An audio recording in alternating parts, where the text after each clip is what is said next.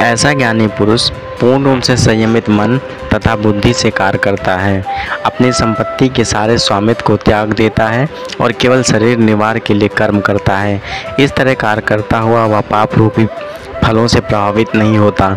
कृष्ण भावना भावित व्यक्ति कर्म करते समय कभी भी शुभ या अशुभ फल की आशा नहीं रखता।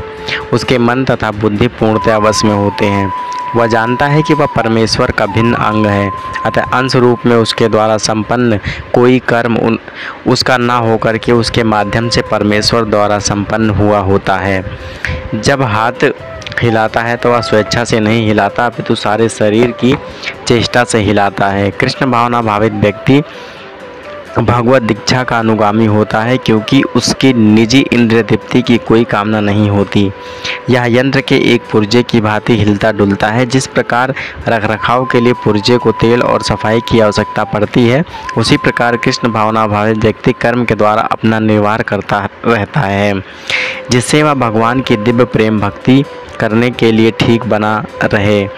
अतः वह अपने प्रयासों के फलों के प्रति निचेष्टा रहता है। पशु के समान ही उसका अपना शरीर पर कोई अधिकार नहीं होता है। कभी कभी क्रूर स्वामी अपने अधीन पशु को मार भी डालता है, तो भी पशु विरोध नहीं करता, ना ही उसे कोई स्वाधीनता होती है। आत्म साक्षात्कार के पूर्णतः तत्पर कृष्ण भावना भावित व्यक्ति के पास उसके पास इतना समय नहीं रहता कि वह अपने पास कोई भौतिक वस्तु रख सके। अपने जीवन निर्वाह के लिए उसे अनुचित साधनों के द्वारा धन संग्रह करने की आवश्यकता नहीं रहती। अतः वह ऐसे भौतिक पापों से कल्पमसग्रस्त नहीं होता। वह अपने समस्त फल कर्मों से मुक्त रहता है।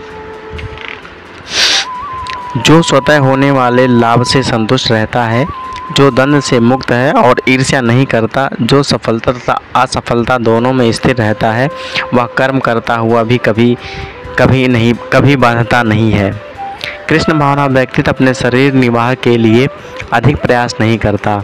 वह अपने आप होने वाले लाभों से संतुष्ट रहता है। वह ना तो मांगता है ना उधार लेता है, किंतु यथा सामर्थ्य वह सच्चाई से कर्म करता है और अपने श्रम से जो प्राप्त हो पाता है उसी में से संतुष्ट रहता है। अतः वह अपनी जीविका के विषय में स्वतंत्र रहता है। वह अन्य किसी की सेवा करके कृष्ण भावना भावित मृत संबंधी अपने सेवा में व्यवधान नहीं आने देता, किंतु भगवान की सेवा के लिए वह संसार की द्वैतता से विचलित हुए बिना कोई भी कर्म कर सकता है। संसार की यह द्वैतता गर्मी सर्दी अथवा सुख दुख के अनुरूप में अनुभव की जाती है। कृष्ण भावना भावित व्यक्ति द्वैतता से परे रहता है, क्योंकि कृष्ण को प्रसन्न करने के लिए वह कोई भी कर्म करने में झिझकता नहीं है। अतः वह सफलता तथा असफलता दोनों में ही संभाव रहता है। ये लक्षण तभी दिखते हैं जब कोई दिव्य ज्ञान में पूर्ण स्थित हो जाता है। जो व्यक्ति प्रकृति के गुणों के प्रति अनासक्त है और जो द्रव्य ज्ञान के पूर्णतया स्थित है, उसके सारे कर्म ब्रह्म में लीन हो जाते हैं।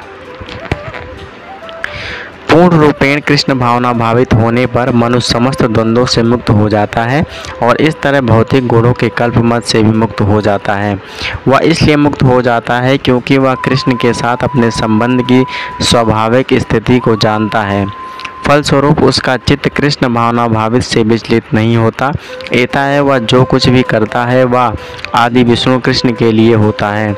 अतः उसका सारा कर्म यज्ञ रूप होता है, क्योंकि यज्ञ का उद्देश्य परम पुरुष विष्णु अर्थात कृष्ण को प्रसन्न करना है।